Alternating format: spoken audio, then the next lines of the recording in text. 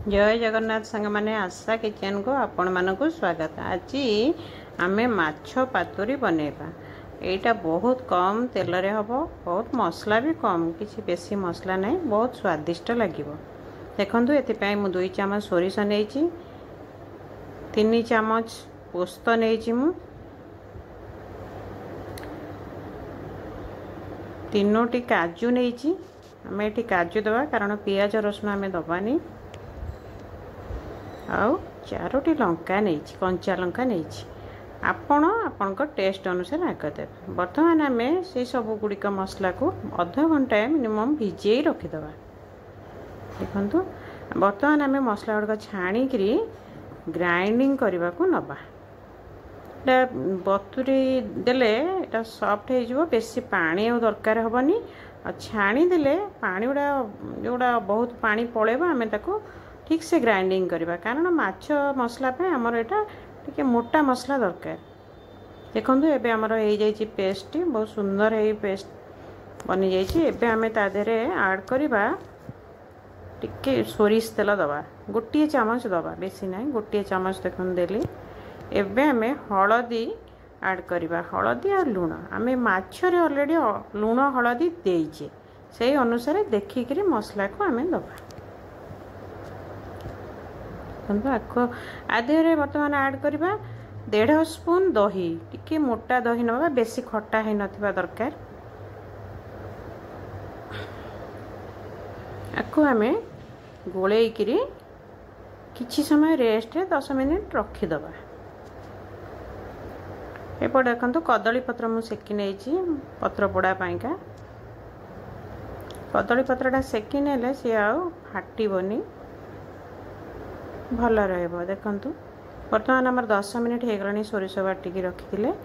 आमे वर्तमान माछ ऐड करबा। हम लूण हळदी गोळै माछ को रखिछि, वर्तमान सेटा ऐड करबा। आधेरे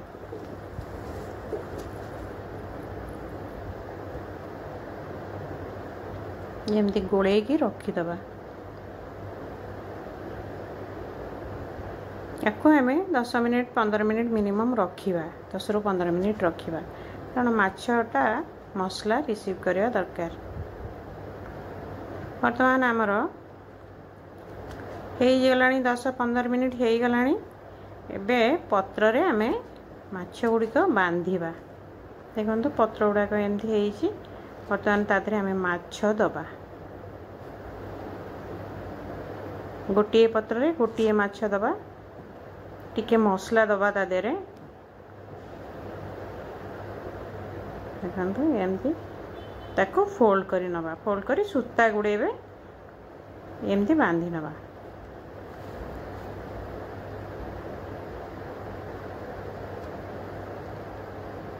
देखंतु आ गोटे पीस मोर अछि, मु 2 पीस करछि, 2टी पोटली करी नबा। आपण जेते पीस करिवे सेही अनुसार पत्र रखिथिबे, पोटली करिवे, मसला भी सेही अनुसार कम बेसी करि परिबे। देखंतु वर्तमान हे गला हमर 2टी जाक पोटली रेडी हो जाउची।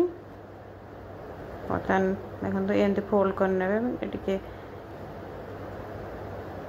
समस्ते जानि चंती फोल्ड करबा गृहिणी माने। देखंतु वर्तमान आमे जो माछ को कड़ाई रे बसेबा।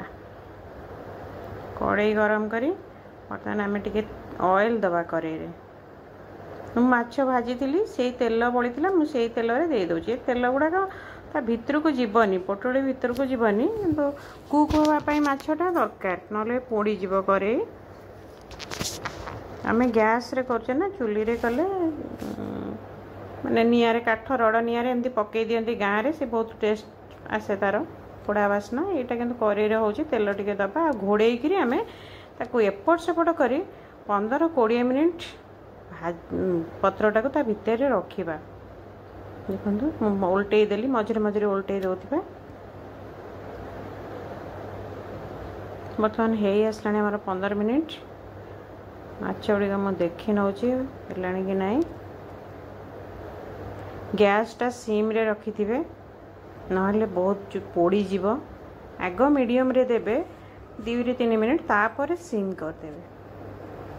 देखंतु बर्तमान आम माछ गुड़िक हो गलानी पत्र कलर चेंज कर दे पूरा